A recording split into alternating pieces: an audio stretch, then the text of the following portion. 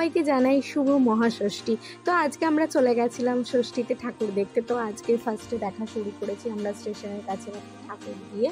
তো দেখো এখন আমরা অজয়ের সঙ্গে ঠাকুর দেখে কোটের মাঠের ঠাকুর দেখতে চলে এসেছি। তো ওখানে মেলা বসে, তোমরা প্রত্যেকেই জানো।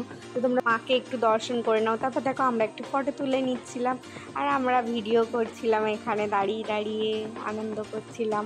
আর এই দেখো এখানে পাপড়ি চাট অর্ডার দিয়েছিলাম আমরা। তো পাপড়ি চাটটা দেখো দেখতে কত সুন্দর লাগছে। আর এই দেখো এখানে কাগজ উড়িয়ে কী পায় আমি নিজেও বুঝি না, নারকেল বেলায় উঠে। তো এখন আমি পাপড়ি চাট খেয়ে নিচ্ছি। তো দেখো এখানে আরেকটা মেলা হচ্ছিল স্টেশনের কাছে, এটা 1 নম্বর প্ল্যাটফর্মে হয়েছে এই ঠাকুরটা। তো দেখো কীরকম গাছপালা, পাখি, পশু নানান রকম দিয়ে প্যান্ডেলটা করেছে, প্রজাপতি দিয়ে প্যান্ডেলটা করেছে। তো দেখো মাকে একটু তোমরা দর্শন করে নাও। আর এই ভিড়ের মধ্যে আমরা ফটো তুলছি। তারপর দেখো আমি হনুমান মন্দিরের পাশ থেকে চলে যাচ্ছি, কারণ আমরা এখন যাব তোমাদের বহু প্রতীক্ষিত মণ্ডপ দেখানোর জন্য। এটা হচ্ছে প্রগতি সংঘের ঠাকুর। তো প্রগতি সংঘেতে প্রসেনজিৎ, মানে আমাদের নায়ক প্রসেনজিৎ ও ইদিকা পাল এসেছিল উদ্বোধনের দিন।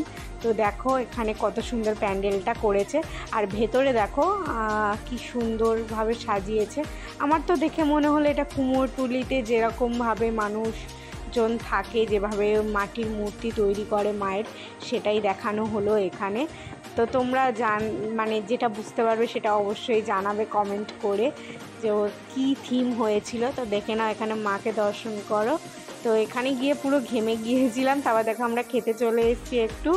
এখানে দেখো ভেজ মাঞ্চুরিয়ান আছে, চিলি পনির আছে, ভেজ চাউমিন আছে, ভেজ ফ্রাইড রাইস আছে। শেষে কটা ফটো তুলে বাড়ি চলে আসলাম। তো আজকের জন্য এইটুকুনি, টাটা।